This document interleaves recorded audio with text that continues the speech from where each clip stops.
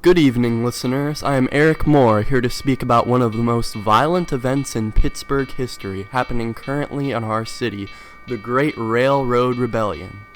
Workers of the Pennsylvania Railroad and of railroads across the nation are enraged at a recent 10% cut in their wages. It is the first nationwide strike in our history. The protesting started at the Baltimore-Ohio Railroad, trains then being stopped all the way from Maryland to West Virginia to Illinois. Just yesterday, morning trains here in Pittsburgh that were meant to go twice as far with the same-sized crew, or double-headers, instead were stopped. Militiamen then fired upon these men, killing 20. This caused the rage that has gone on for 24 hours now. The rioters and troops have continued to battle with no side being able to take down the other. With buildings burned down, freight cars destroyed, this rioting is no laughing matter. According to the American Railroad Journal, 125 first-class locomotives have been destroyed. Will they stop their violence without a repeal of the wage cut? We have a guest here to discuss the matter, but before we get to him, I think I'll take a sip of G.F. Burkhart's Bock beer. The tastiest beer for the best price.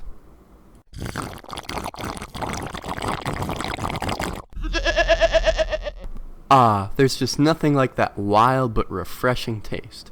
Now I will introduce Thomas Scott of the Pennsylvania Railroad. He oversees the workers that are so upset, and the wage cuts were his decision. He is here to discuss the issue. Welcome to the show, Mr. Scott. Good evening, Mr. Moore. Now, Mr. Scott, how do you plan to deal with this strike? Will you ever give in to their demands, or continue to fight back? I hardly ever plan to give in. I understand their financial troubles, but I'm not sure they understand mine. To keep a business going, costs must be cut, and extra work must be done, whether they like it or not. Only when they listen to reason and run the railroads will I call off the troops. This is their third wage cut this year. What is the reason behind these?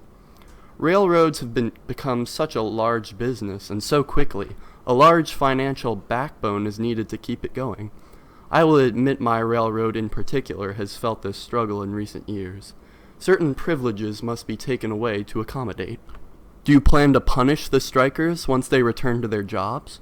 I will have no forgiveness for those who organize the strike. They will be tried and never welcome back to the company. As for other participants, they will be allowed to return to their positions just as they did before. You are quoted as asking militiamen to give the strikers a rifle diet for a few days and see how they like that kind of bread. Explain what you meant. Violence was inevitable with this fever sweeping the nation. These rebels have done millions in damages, destroying buildings and railroad cars. What option do we have but to fire upon them? Despite their violence, most of the country sympathizes with the railroad workers. Why do you think this is? Well, I can't imagine. Even the state militia were too sappy to fight them. I needed federal troops to get anything done. I suppose many share the struggles of the working man. Interesting views. It was good having you here, Mr. Scott. I wish you luck with your company. Thank you. I enjoyed being here.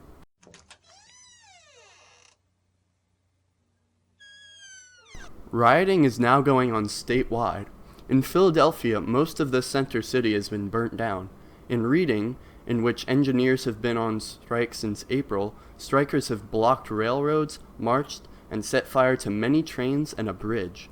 This resulted in the shooting of 16 citizens, not by state militia, but by Reading Railroad management. Now, as we move on to our next guest, I'm very sorry, but my asthma seems to be giving me troubles. I think I'll smoke a Joy's cigarette, guaranteed to soothe your worst cough.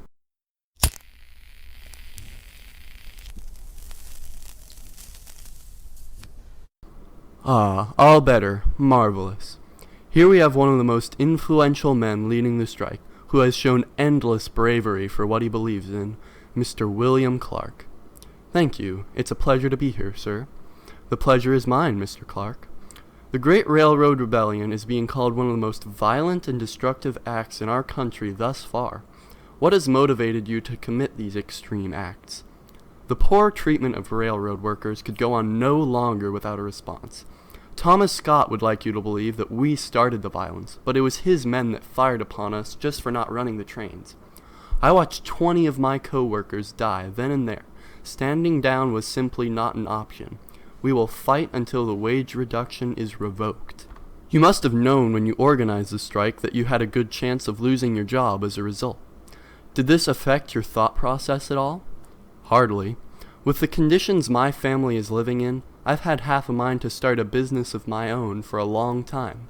All of the strikers knew it wouldn't go easily the minute they refused to run the trains, but it had to be done. How do you feel about much of the country, including the state militia, being on your side? I hope that positivity will help to convince railroads to raise our wages. Railway workers certainly aren't the only ones wishing for a higher salary. What does a railway worker earn now?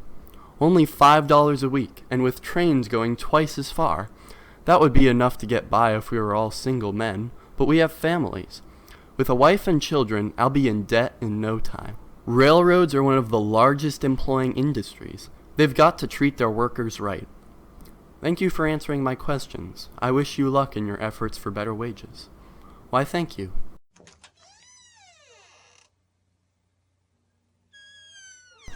We have now seen an inside look into both sides of this railroad rebellion. While both have done wrong, it is safe to say Thomas Scott is no honest businessman. He has no empathy for the workers that play such a crucial role in his company, and sees violence as the only answer for their plight.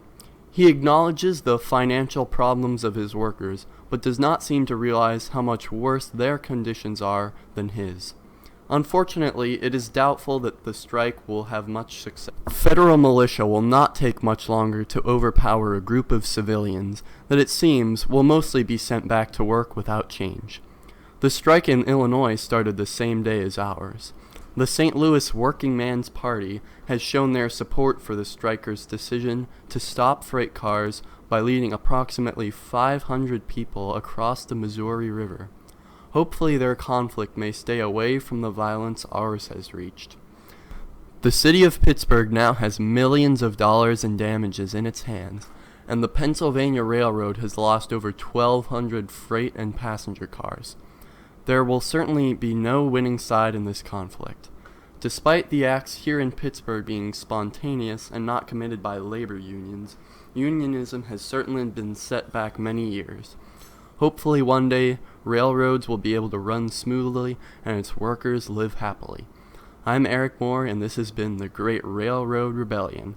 Thank you for tuning in.